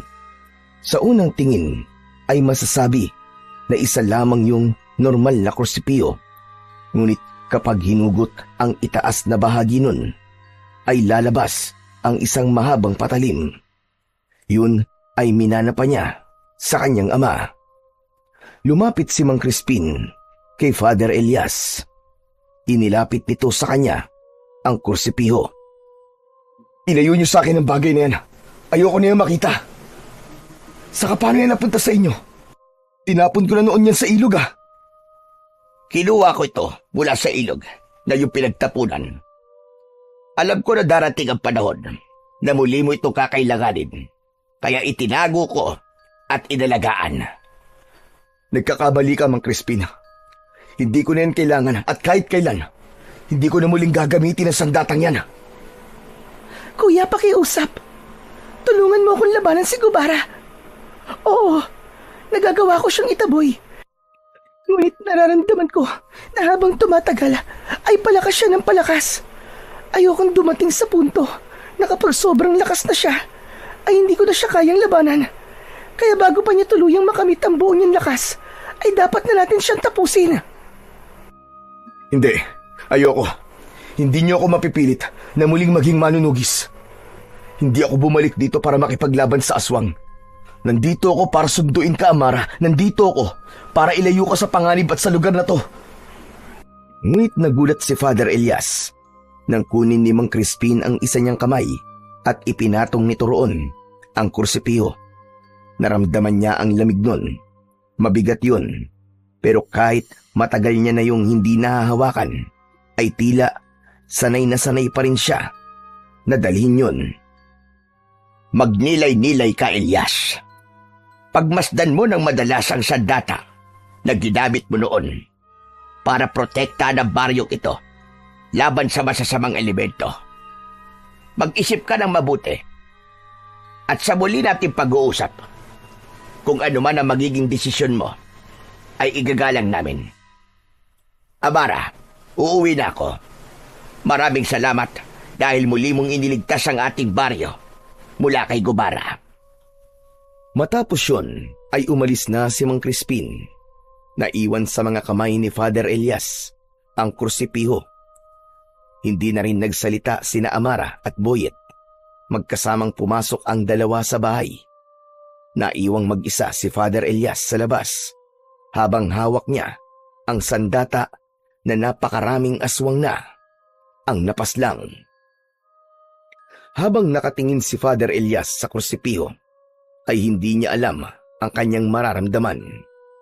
Nang nagdesisyon siyang itapon yun, ay hindi na siya umasa na muli niya itong makikita.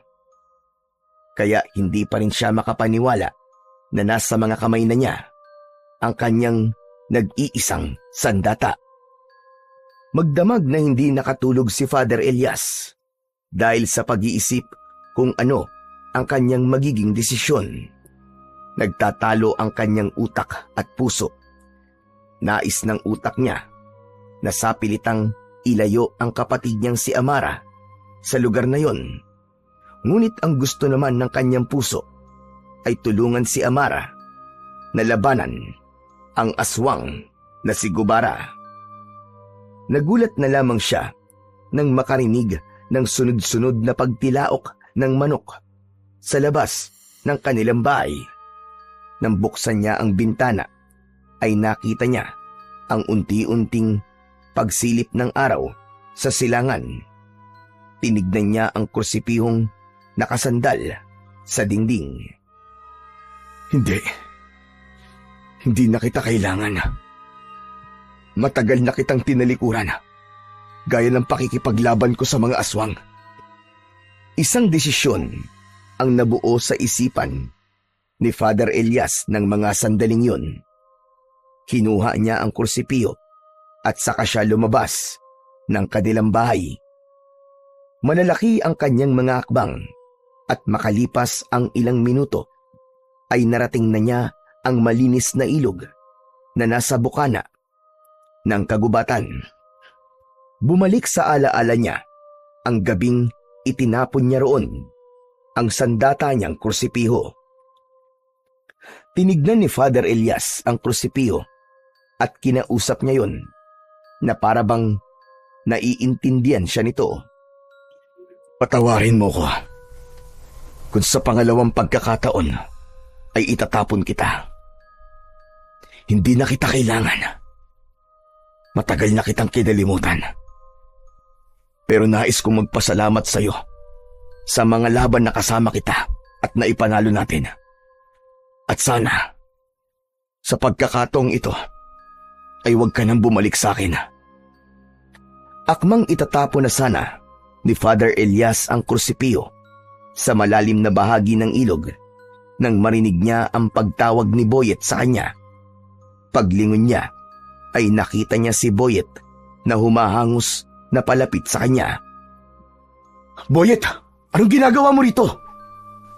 Nakita po kasi kita na umalis na lang ang Korsipio. Akala ko po kung anong gagawin nyo. Tapos, malalaman ko na itatapon nyo na naman po ulit ang Korsipio. Dahil yun ang nararapat sa bagay na to, Boyet. Wala na akong balak na gamitin to. Kaya mas makabubuti na itapon ko na lamang ito tulad ng ginawa ko dati. Sayang naman po kung itatapon niyo po yan, Father Elias. Hindi niyo po ba alam ang kasabihan na kapag pinakawalan mo ang isang tao o bagay, kapag bumalik ito, ay para sa iyo talaga. Kaya Father Elias, para po talaga sa inyo ang krusipiho na yan. Oras na po para bumalik kayo sa pagiging manunugis. Hindi mo alam ang sinasabi mo, Boyet. Masyado ka pang bata para maintindihan ang mga ganitong bagay. Alam ko naman po. Hindi ko po alam kung gaano kasakit sa inyo na hindi kayo tinulungan ng mga tao rito noon.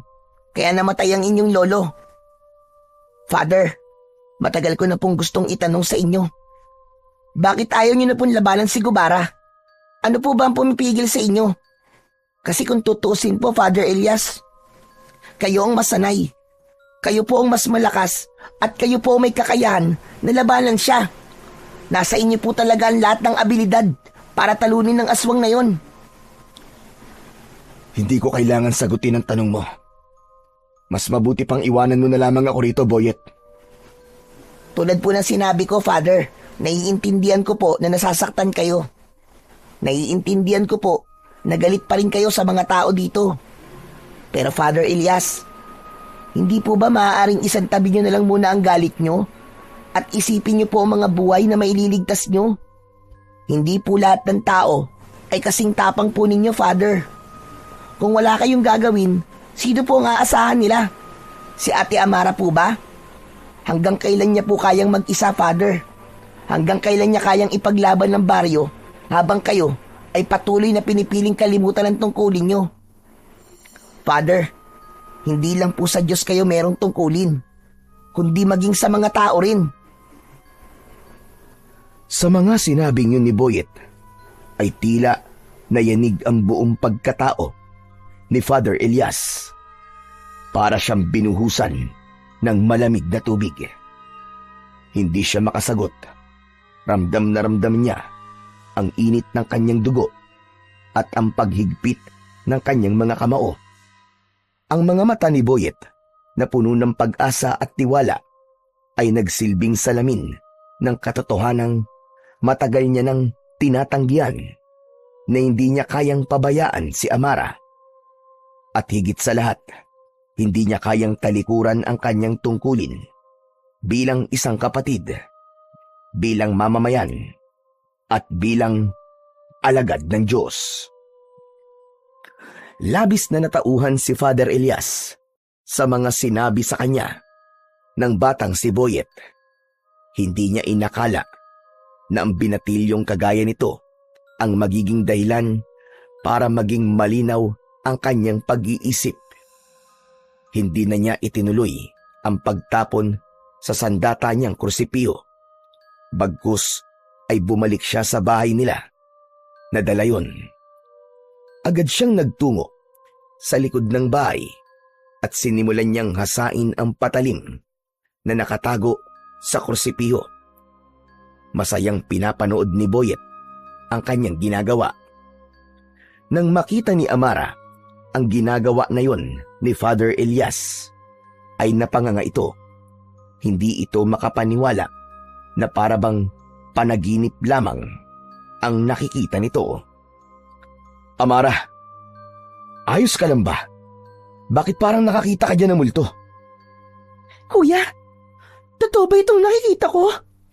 Hinahasa mo ang krusipiho? Oo eh. Napansin ko kasi na medyo hindi maganda ang pag-aalaga rito ni Mang Crispin. Kailangan ito ng maayos na pag-aasa. Pero sandali lang, kuya.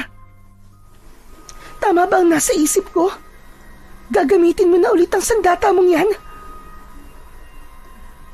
Hindi ko lang to basta gagamitin. Kundi sasamahan kita, Amara, sa pakikipaglaban mo kay Gubara. Kaya sa susunod na umatake rito si Gubara, ay hindi ka na mag-iisa sa pagharap sa kanya. Dahil dalawa na tayong makikipaglaban sa kanya. Dalawa tayong papatay sa kanya, Amara. Ano? Totoo ba ito, kuya? Baka naman binibiro mo lang ako. Kilala mo ako, Amara. Hindi ako ang klase ng tao na marunong magbiro. Magpasalamat ka dyan, sa makulit na batang yan, kay Boyet. Ha? Bakit sa akin, Father? Anong ginawa ko? Boyet, napakalaki na nagawa mo.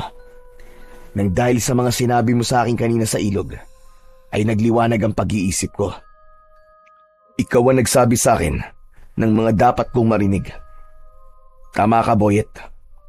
Hindi na dapat ako maging alipin ng galit at ng aking nakaraan. Walang magbabago kung patuloy ako magagalit sa baryong to. Marahil may dahilan kung bakit kailangan mawala ni Lolo. Maraming salamat sa iyo, Boyet. Walang anuman, Father Elias. Ang totoo, hindi ko naman alam na magkakaroon ng ganong epekto ang mga sinabi ko sa inyo kanina. Sinabi ko lang po kung anong sa tingin ko sa mga nangyayari. Naku, maraming salamat, Boyet. Maraming salamat din, kuya. Dahil nagbago na ang iyong isip. Hindi mo alam kung gaano ako kasaya ngayon. At sigurado rin ako na kapag nalaman to ni Mang Crispin, ay matutuwa siya. Kaya simulan na natin ang ating pagsasanay. Matagal na akong hindi nakikipaglaban sa mga aswang. Kaya kailangan ko ng mabilisan na pag-iensayo. Maluwaluwang tumango si Amara sa sinabing yun ng kanyang kuya Elias. Nang sandaling yun, ay buo na ang loob ni Father Elias na tulungan ang kapatid niyang labanan at patayin ang aswang na si Gubara. Sa umagang yun, ay tuluyan niya nang tinapos ang galit at tampo na meron siya sa kanilang baryo at sa mga naninirahan doon. At nangako siya sa kanyang sarili na gagawin niya ang lahat upang matapos na ang paggasik ng kasamaan ni Gubara. Agad na sinimulan ni Father Elias at Amara ang kanilang mabilisang pagsasanay. Nagtulungan sila sa pagtuturo sa isa't isa ng mga tamang galaw sa pag-atake at pagdepensa.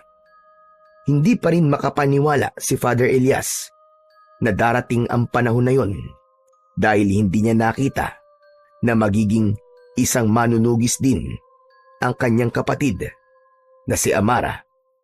Habang nagsasanay ay manghang-mangha silang pinapanood ng batang si Boyet.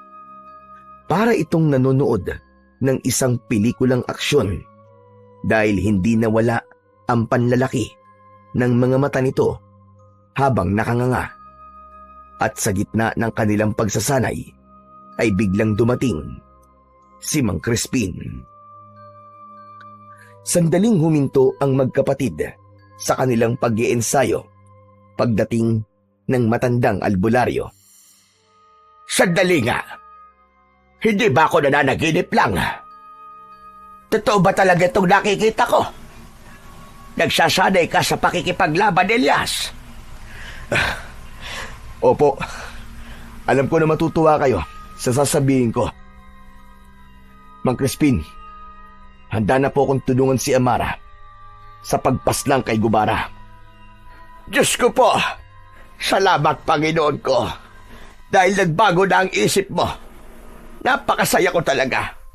Sigurado ko na kung nasaan man ang iyong tatay at lolo, ay napakasaya rin nila sa desisyon mo na yan. Kaya nga po. Pero, mas masaya po sana kung nandito sila. Sigurado ko na walang magiging laban si Gubara kung apat kaming haharap sa kanya. Wala man sila rito, hindi man natin sila kasama ng pisikal, ay sigurado ko na palaging nasa tabi natin sila tatay at lolo. Nararamdaman kong ginagabayan nila tayo. Nakakagaan sa pakiramdam na pagmasdan ang inyong pagsasanay na magkapatid. Pero nandito ko, Elias. Dahil may importante akong kailangan sabihin sa inyo. Ano ho yun, Mang Crispin? Alam ko na kung paano bumalik ang kaluluwa ni Gubara. Yun ay dahil sa isang ritual na ginawa ng konsido. Nagtungo kasi ako sa libingan ni Gubara at may nakita ko roong mga kagamitan sa ritual. Alam ko na mga gamit na yon ay para sa pagtawag sa isang kaluluwa. At yun ang dahilan kung bakit mula sa impyerno na pinanggalingan nito ay nakawala ang espiritu ni Gubara. Ngunit, bakit po siya sumapi sa katawan ni Aling Celia? Ano ang dahilan? Yan ang hindi ko pa alam. Pero huwag kayo mag-alala. Dahil may ritual ako para maibalik ng tuluyan ang kaluluwa ni Gubara sa kung saan siya nararapat. Kapag nagawa ko ang ritual na yon, ay hindi na siya kailanman makakaalis sa lugar kung saan siya nararapat. Kung ganun, ay gawin niyo na po, Mang Crispin, sa lalong madaling panahon.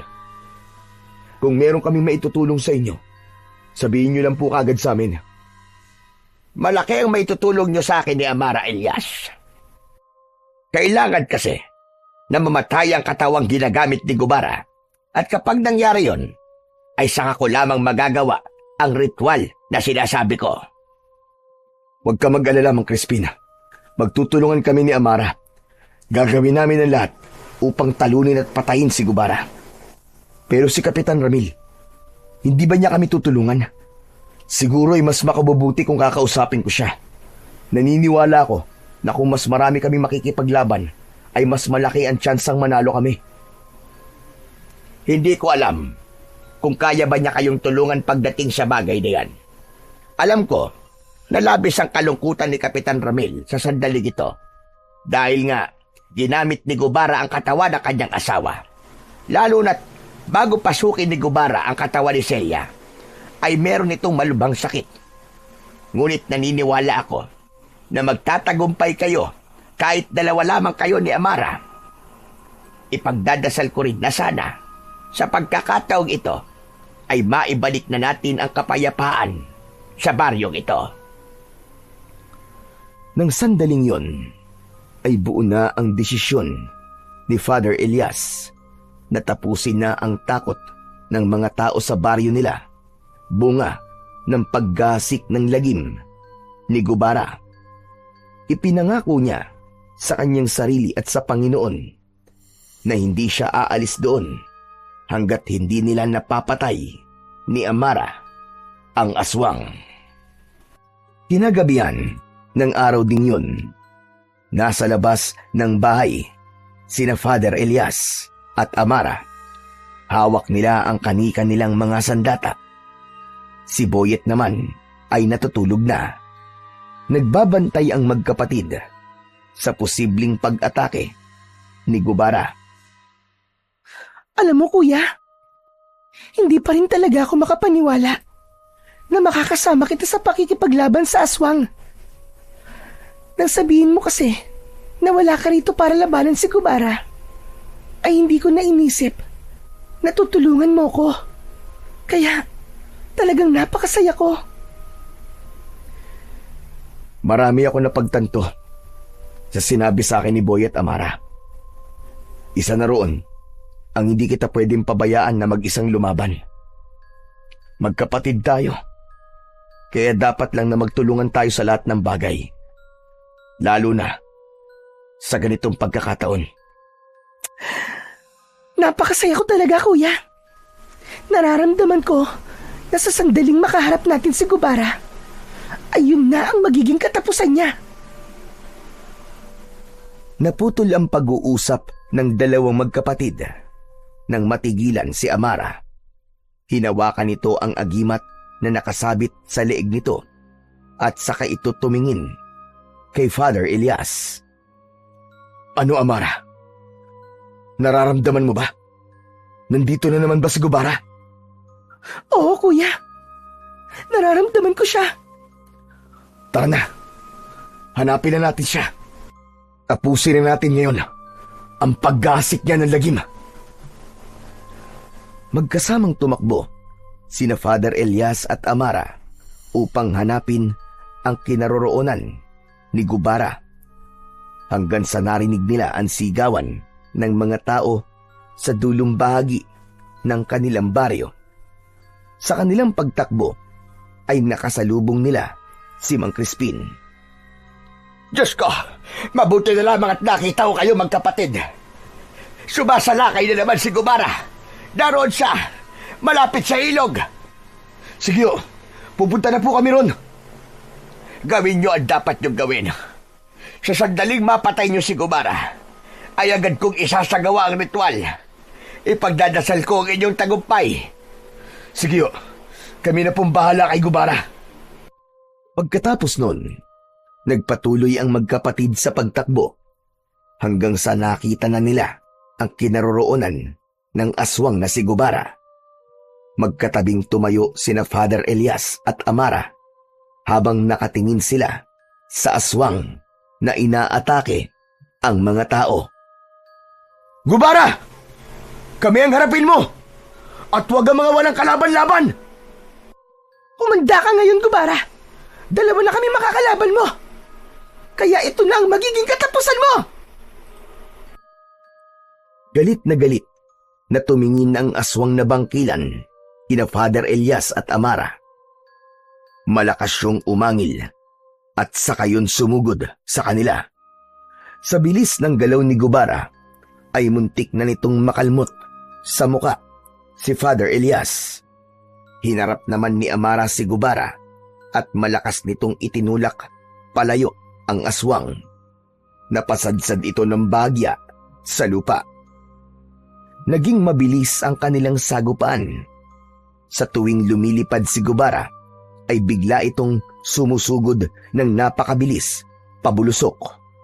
Agad naman itong sinasalubong ni Father Elias ng pag-atake gamit ang kanyang patalim mula sa sandata niyang krusipiyo.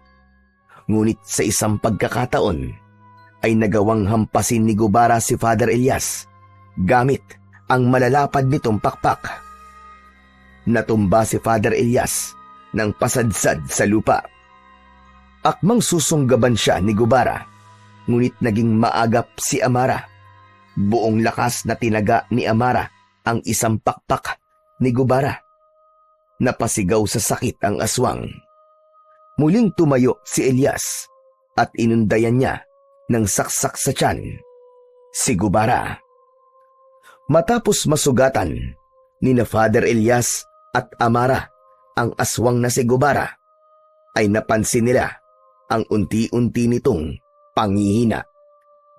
Sinamantala nila yon at kahit lumalaban pa rin si Gubara ay hindi sila pinanghinaan ng loob. Para na silang isang tao lang kung gumalaw at umatake. Naging sunod-sunod na ang sugat na nakukuha ni Gubara mula sa kanila hanggang sa tuluyan ng bumagsak si Gubara sa lupa. Punong-puno na ito ng sugat at naliligo na ito sa sarili nitong dugo. Hindi na rin ito makalipad dahil wasak na ang mga pakpak nito. Nilapitan na magkapatid si Gubara at tinignan nila ito ng walang awa. Sa wakas, pumagsak ka na ring demonyo ka. Tapos na ang mga gabing natatakot ang mga tao sa'yo. Ikaw nang tumapos sa kanya, Amara. Ikaw ang nagsimula sa pakikipaglaban kay Gubara. Kaya nararapat lamang na ikaw ang tumapos sa kanya. Eto, gamitin mo ang aking krusipiyo. Inabot ni Father Elias ang kanyang patalim kay Amara na agad naman itong tinanggap. Matapang itong tumango at mas lumapit pa ito kay Gubara upang tapusin na ang buhay nito. Ngunit nang akmang papatay na ni Amara si Gubara, ay isang hindi inaasahang tao ang biglang dumating. Walang iba kundi si Kapitan Ramil. Mas lalo silang nagtaka nang yakapin nito si Gubara na para bang pinoprotektahan nito yon. Luhaan si Kapitan Ramil at tila wala ito sa sariling katinuan. Kapitan Ramil, lumayo ka dyan? Anong ginagawa nyo? Kapitan Ramil, hindi nyo dapat nilalapitan si Gubara. Umalis kayo dyan! Hindi ako papayag na patayin niyo ang aking asawa. Hindi ako makakapayag. Maawa kayo sa kanya. Kapitan Ramil, hindi na siya ang asawa mo. Ginagamit na lamang ng kung sinong espiritu ang katawan niya. Kaya layuan mo siya. Manahimik ka, Elias. Si Celia pa rin ito. Maniwala kayo sa akin. Ako may kagagawan kung bakit nakawala ang kaluluwa ni Gubara. Patawarin niyo ako. Ako ang gumawa ng ritual na itinuro sa akin ng isang magkukulam. Wala na akong magagawa eh. Ginawa ko yun dahil ang gabing yun ay namatay na ang aking asawa. Gusto ko pa sana siyang makasama at naniniwala ako na kung ang kaluluwa na gaya ni Gubara na malakas ang sasanib sa katawan ni Celia ay masahaba pa ang buhay niya. Magkakasama pa kami na matagal. Kaya nakikiusap ako sa inyo. Huwag niyong papatayin ang aking asawa. Ikaw palang dahilan, Kapitan Ramil, kung bakit nangyari lahat ng ito. Pero kailangan mo maunawaan na patay na ang asawa mo. Si Gubara na ang nasa katawan ni Aling Celia ngayon, Kapitan. Tanggapin mo na wala na ang asawa mo si Aling Celia. Masakit, Kapitan, pero kailangan mong tanggapin. Huwag kang maging makasarili at hayaan mo na patay na namin ang Gubara na yan. Hindi ako papayag. Kung papatayin niyo siya, ay unahin niyo na akong patayin. Patayin niyo ako. Ayoko makita ang kamatayan ng aking asawa sa pangalawang pagkakataon. Hindi ko kaya. Ngunit laking gulat nilang lahat nang biglang sinakmal ni Gubara sa leeg si Kapitan Ramil. Bumulwak ang dugo nito. Nangisay si Kapitan Ramil habang mabilis na inuubos ni Gubara ang dugo nito. Sa maikling minuto ay halos naging tuyot na ang katawan ng kapitan. Nagmistula itong bulok na kahoy. Nabahala si Father Elias nang mapansin niya na unti-unting gumagaling ang mga sugat ni Gubara. Alam niya na yun ay dahil sa dugong iniinom nito mula kay Kapitan Ramil. Amara! Sige na! Tapusin mo na si Gubara! Ngayon na! Pagkarinig nun ni Amara ay walang pagdadalawang isip nitong itinarak sa tapat mismo ng puso ni Gubara ang patalim mula sa krusipiho. Binitiwan na ni Gubara ang walang buhay na katawan ni Kapitan Ramil. Matapos yun ay tuluyan ng nalagutan ng hininga si Gubara habang nakabukas ang mga matang namatay ang bangkilan. Agad namang lumapit sa kanila si Mang Crispin na may dalang isang garapon. Hindi na nag-aksaya ng sandali si Mang Crispin at sinimulan na kagad nito ang ritual na sinasabi nito. Matapos ang ritual ay may itim na usok na biglang lumabas mula sa katawan ni Gubara at hinigop yun ng garapon na hawak naman ng matandang albularyo. Mabilis na isinarado ni Mang Crispin ang garapon na hawak-hawak at inusalan nito yon ng isang dasal. Maya-maya pa ay lumapit si Mang Crispin kay Father Elias at inabot nito sa kanya ang garapon. Elias, sa'yo ko ipinagkakatiwala ang kulungan na ito ni Gubara. Hanggat hindi binubuksan ang garapon na ito, ay hindi na siya makakawala pa. Ang garapong ito ang magsisilbi niyang kulungan habang buhay. Huwag po kayong mag-alala, Mang Crispin. Dahil gagawin ko po ang lahat para hindi na po makawala si Gubara sa kulungan na ito. Maraming salamat po, Mang Crispin. Hindi, Elias. Kami ang dapat na magpasalamat sa iyo. At siyempre, sa iyo rin, Amara. Kayong dalawa ang nagbigay ng bagong pag-asa at simula sa ating baryo. Kayo ang mga totoong bayani ng baryong ito. Mabuhay kayong dalawa. Mabuhay kayong magkapatid. Mula sa kani-kanilang bahay ay lumabas na ang mga tao at naiiyak na pinalakpakan ng mga yun sina Father Elias at Amara at syempre si Mang Crispin. Hindi napigilan ni Father Elias ang mapaluha ng dahil sa labis na kasiyahan sapagkat muli niyang naramdaman ang kasiyahan na makatulong sa mga walang kalaban-laban. Maya-maya pa ay humahangos na dumating ang batang si Boyet. Halata sa mukha nito na bago lang itong gising. Nasa na? Nasa na ang aswang? Nasa na? Gusto ko siya makita. Teka, ano to? Tapos na po ba ang laban? Wala na. Tapos na, Boyet. Huli ka na. Tignan mo. At bangkay na ngayon si Gubara. Ay nako, sayang. Malas naman talaga, oh. Pabira. Napasarap ang tulog ko eh. Sayang talaga. Hindi ko nakita kung paano kayo nakipaglaban kay Gubara at paano nyo siya tinalo. Father, bakit hindi nyo po kasi ako ginising kanina? Pambira naman kayo, oh. Tulog mantika ka kasi, Boyet. Halika na nga. Umuwi na tayo. At ikikwento ko na lang sa'yo ang lahat ng nangyari mula sa umpisa hanggang sa napatay na namin si Gubara. Uy, ayos yun ah. Pero mas okay po sana kung nakita ko mismo ng personal. Ano bang gusto mong gawin ko? Buhayin ko ulit si Gubara tapos labanan ulit namin ni Amara? Huwag ka na nga maghimutok dyan. Halika na, umuwi na tayo. Ang kulit-kulit mo talaga eh.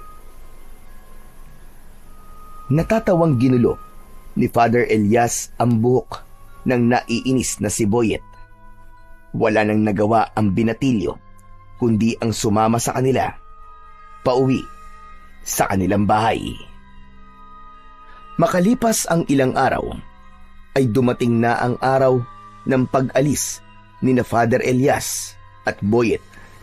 Inihatid silang dalawa ni Amara sa istasyon ng bus. Ano, kuya? Hindi na ba talaga magbabago ang isip mo? Hindi ka ba talaga pwedeng manatili na kahit ilang araw pa? Sige na. Sa susunod na araw ng selebrasyon ng mga tao sa ating baryo dahil sa pagkawala ni Gubara. Amara, gustuin ko man na manatili pa ng ilang araw dito. Pero hindi na maaari, Amare. Dahil 1 linggo lamang ang bakasyon ko mula sa simbahan. May mga obligasyon ako na kailangan kong gawin. Ganun ba, kuya? Sayang naman. Pero kuya, salamat ah. Kasi hindi mo na ako pinilit na sumama sa'yo. Amara, nauunawaan ko na ikaw ay nararapat sa ating baryo. Ipinakita mo na kaya mong lumaban. Pero huwag ka mag-alala. Sa sandaling kailanganin niyo ulit ang tulong ko bilang isang manunugis, ay hindi ko na kayo pahihirapan na kumbinsihin ako na makipaglaban ulit sa mga aswang. Wala man ako sa ating baryo, Amara. Asahan niyo na ang puso ko ay nasa lugar na yon. Nang marinig na ni na Father Elias ang pagsigaw ng konduktor na aalis na ang bus, ay mabilis na nagyakap sina Father Elias at Amara. Sumakay na sila ni Boyet sa loob ng bus at nang umandar na yon, ay sumilip siya sa bintana at kumaway sa kanyang nakababatang kapatid. Ligtas na nakabalik sina Father Elias at Boyet sa baryo kung saan nagsisilbi si Father Elias bilang isang pari. Muli siyang naglingkod sa mga tao roon at nagpakalat ng magagandang salita ng ating Panginoon. Sa kabila ng kanyang tungkulin, hindi niya nakalimutan ang kanyang kapatid na si Amara. Paminsan-minsan ay dinadalaw niya ito at tuluyan niya na itong hinayaan na maging isang manunugis.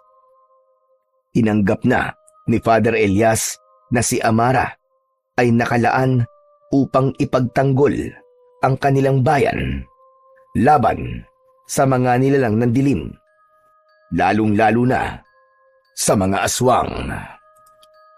Itinago ni Father Elias ang garapon kung saan nakakulong ang kaluluwa ni Gubara upang hindi na muling makawala ang halimaw na minsang nagdulot ng lagim sa kanilang mga buhay.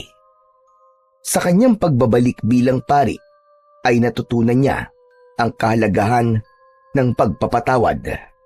Natutunan niyang ang galit na kanyang pinasan sa napakahabang panahon laban sa mga taong minsang nagkulang sa kanila ay hindi na dapat niya dalhin, sapagkat sa pagpapatawad nagmumula ang tunay na kapayapaan.